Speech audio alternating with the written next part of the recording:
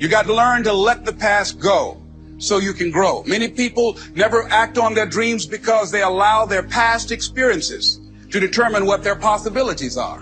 Whatever you've done in the past, that's not a reflection of your possibilities. That's just a reflection of your consciousness. That's just a reflection of your development and your growth. The future is unfolding for you right now. The future is unlimited for you right now. No one knows where you can go. No one knows what you're capable of or what's possible for you. You don't even know that. I had no idea, ladies and gentlemen. No one could have convinced me that I was able to do this. I never forget, I was speaking in Detroit, and a high school friend of mine saw me afterwards, and he was backstage. He said, "I can't believe it's the same person." And I thought for a moment, and I said, "It's not. The person you know, he's gone." We have the power to change our personal history, changing the direction of our lives, changing our thoughts, changing where we want to go, exploring new horizons. So as you begin to look at this decade and affirming that this is your decade, as you set goals that will make you stretch, that will bring out the best in you, as you begin to remove the negative, toxic people from your life, as you decide to take some chances in life, and that's one of the things that's very important. This God said, if you're not willing to risk, you cannot grow. And if you cannot grow, you cannot become your best. And if you cannot become your best, you cannot be happy. And if you can't be happy, then what else is there? I'll never forget when I reached my first major goal of buying my mother that home. I'll never forget what it was like. And you're going to have this experience when you reach some major goal. What are your fears? What are you afraid of? What are you scared of? Because we all have fears, don't we? We all have something that's blocking us, that's holding us back. And as we begin to look at life, what we realize is that the reason that most people are not living out their true potential, are not doing all of the things that they would really like to do, is because of fear. There's a proverb that says, if there's no enemy within, the enemy outside can do us no harm. And so, as you look at your goals and dreams, every day we must convince ourselves, we must sell ourselves on that it's possible. Every seminar, every workshop, every book that I've ever read, every speaker that I've ever heard, it interrupted what I was believing about myself. Everything that you do, everything matters. As you go through each day, I know now as I look back at age 63, looking at my life, everything matters.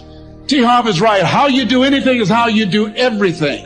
And I realized that the choices I was making was based upon how I saw myself. Let us say together, it's necessary. Write that down. It's necessary as you look at your goals and your dreams, it's necessary that you have a strategy and a game plan to change the story that you believe about yourself. And that's an ongoing process. I've discovered, and many people have, that what we do, what we accomplish, what we produce is a result of the story we believe about ourselves. My favorite book says, be ye not conformed to this world, be ye transformed by the renewing of your mind. Your beliefs have the power to shape your reality. If you believe you can achieve something, you will find a way to make it happen. Individuals like Elon Musk and Jeff Bezos didn't just believe in their ideas, they took action and made them a reality. Believe in yourself and your abilities. You are capable of achieving greatness. Don't let anyone's limiting beliefs hold you back. And so as I began to work on myself, I realized that I'm getting out of one story and stepping into another story. As I become aware of some things, there's still some things I'm not aware of. So I'm still growing, I'm still developing. I'm like the lady who said, Lord, I ain't what I want to be, ain't what I'm going to be, but thank God I sure ain't what I was. But I realize that you have to work on yourself on a regular basis, and write this down, for mental mindset. For mental mindset and stamina. Because things are going to happen to you. I believe that the reason that most people go to their graves with their talents and abilities and skills in them is because of the fact, number one, many are like me. They didn't know that they didn't know and thought they knew. I thought I knew myself, and I really didn't know myself as well as I thought. I've discovered that sometimes people can take you to a place within yourself that you can't go by yourself.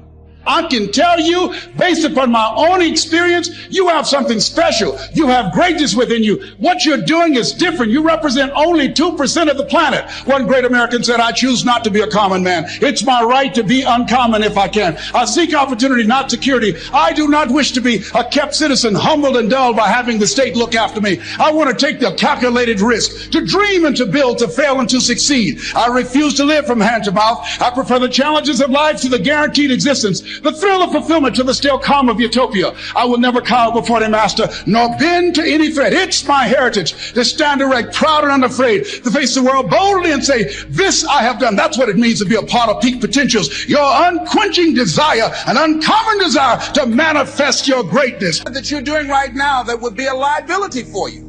As you begin to look toward the future, and take inventory of yourself. What is it about you right now that you've got to leave this behind because this no longer fits? Looking at where you want to go and the kind of person that you must become, the kind of standards that you have for you. What is it that you must do differently? Repeat out to me, please. If you want to keep on getting what you're getting, keep on doing what you're doing. See, that doesn't take an Einstein for that one. All right? It makes sense unless you change your pattern, unless you change the way you're thinking, unless you change your behavior, you're going to continue to produce the results in your life. See, all of us are winners, but some of us are producing results that we don't want. And so all you have to do is look at your game plan, look at your strategy. How is it that you have been being? What is it that you've been doing to produce this? So you're the director, you're the producer, you're writing the script, you're the star of your life. And as you begin to look at your life, you can decide whether or not it's a smash or whether or not it's a flop. That's in your hands. Look at your life, look at where you want to go. Don't worry about your circumstances. Don't worry about your age. I have a friend who's up in age, over 70, and she wanted to build a multi-million-dollar complex. The name is Dr. Johnny Coleman. Lenders and bankers say, you can't do that, you're too old. She ignored them. That building now stands, ladies and gentlemen, a multi-million-dollar structure. But there are a lot of people who would have listened to that. There are a lot of people that would not have even gotten to that point. They would have talked themselves out of even going down to the bank to ask for it, because they've already said no to themselves. See, it's time now. If you want to make this your decade, you've got to start saying yes to your life. You've got to start saying yes to your dreams, yes to your unfolding future, yes to your potential, as opposed to saying no. See, 87% of our self-talk is negative. So you've got to make a conscious, deliberate, determined effort to say yes to your dreams. Why not? Why not me? Don't spend time like most people going through life complaining.